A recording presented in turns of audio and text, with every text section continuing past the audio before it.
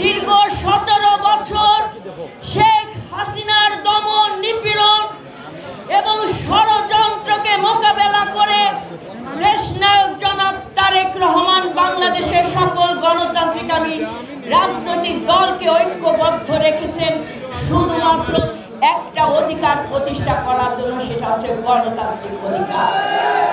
এই গণতান্ত্রিক অধিকার পূর্ণ প্রতিষ্ঠা করতে যে ফ্যাসিবাদ হাসিনার পতনের জন্য আমাদের অনেক লাখো জনতা আজকে শহীদি মৃত্যুবরণ করেছে ভাইরা। হামলা মামলার শিকার হয়েছি, নির্যাতন নিপীড়নের শিকার হয়েছি, কিন্তু আমরা আমাদের চূড়ান্ত লক্ষ্যে এখনো পৌঁছে যেতে পারি নাই।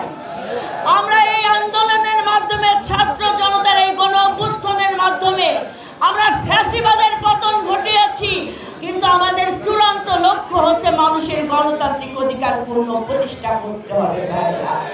তাই বিএনপি সর্বপ্রথম সংস্কারের কথা বলেছে। এটা নতুন করে নয়, ভিশন 2030 দেশনেত্রী বেগম খালেদা জিয়া দিয়েছেন।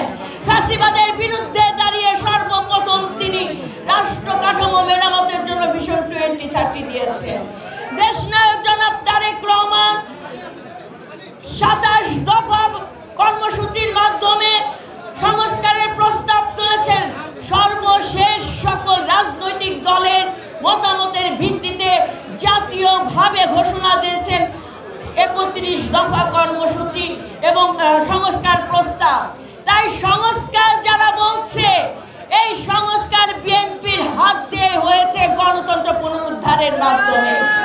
তাই সবচেয়ে বড় সংস্কার আগামী দিনে অবাধ, সুষ্ঠু, নিরপেক্ষ নির্বাচনের মাধ্যমে জনগণের রাষ্ট্রের মালিকানা জনগণের হাতে পৌঁছে দিতে হবে ভাইরা।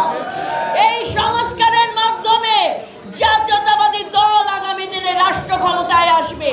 তাই আমাদের যে লক্ষ্য, এই 31 দফা জনগণের কাছে পৌঁছে দেবেন, দলের বার্তা পৌঁছে দেবেন, তারেক রহমানের বার্তা পৌঁছে দেবেন, দেশনেত্রী বেগম খালেদা জিয়ার বার্তা পৌঁছে দেবেন।